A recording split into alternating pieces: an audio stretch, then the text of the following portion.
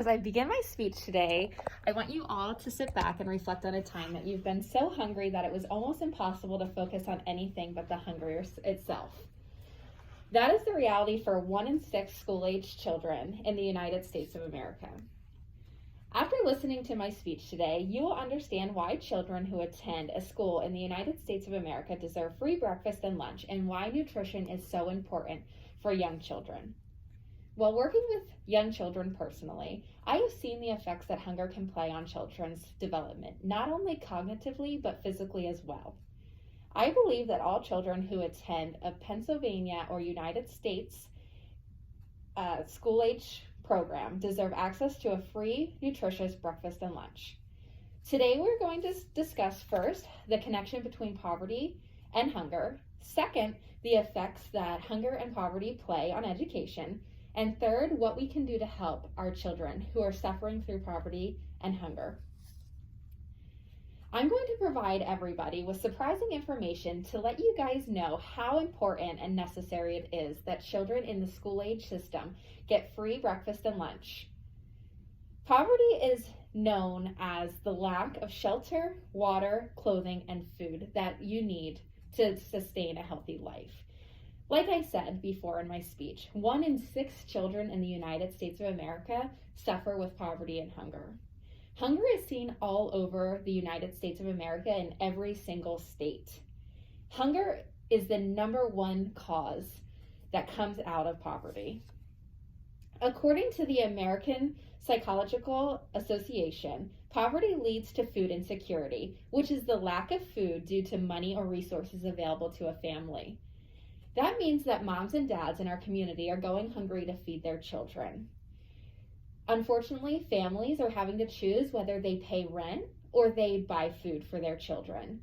It is a sad world that we're living in when children go to school and they're not sure if their parents paid for their lunch or if they have food in their backpacks when it's time to sit down for a meal. Poverty and hunger is also seen all around the world. It is not isolated in the United States of America.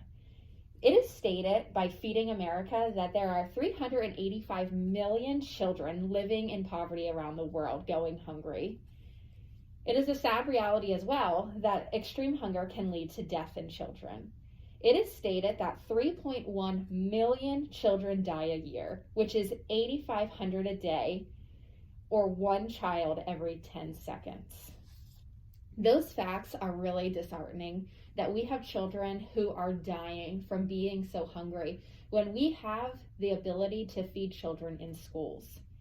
Now that we've touched on the relationship between poverty and hunger, we're going to talk about the effects that hunger has on our educations.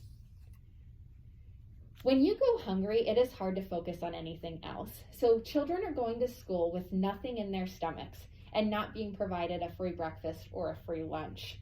These children are having very short-term effects from this that are going to lead into bigger issues as they grow.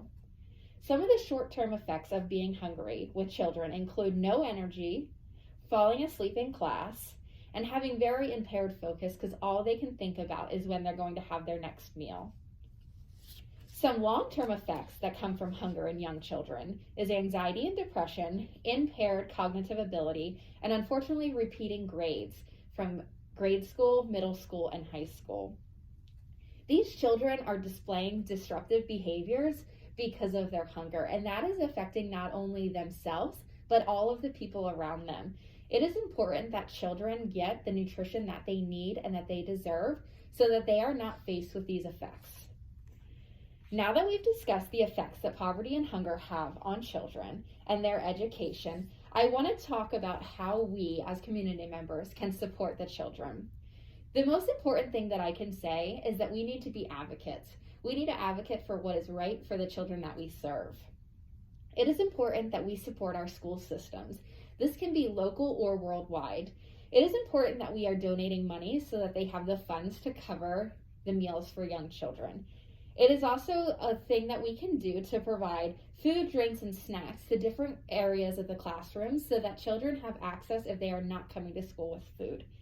We can also participate in fundraisers to help give the schools funding to support meals in the school. We can also talk to our local government about what we can do to help end childhood hunger in the schools. As educators, it's important that we always have resources available so that children can eat not only in school but at home too.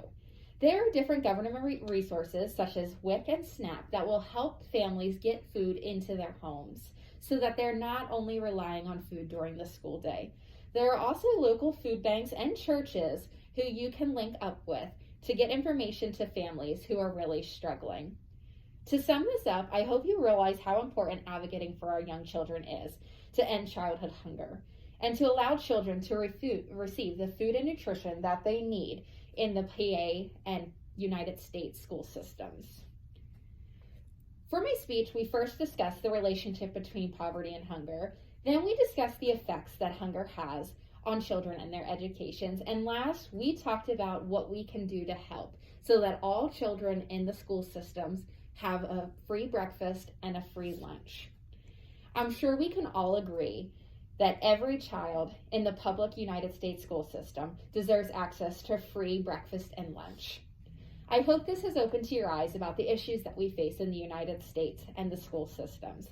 Children who are facing poverty and hunger suffer long and short term. We can be the change that our children need. No child should go hungry who attends a Pennsylvania or United States school system.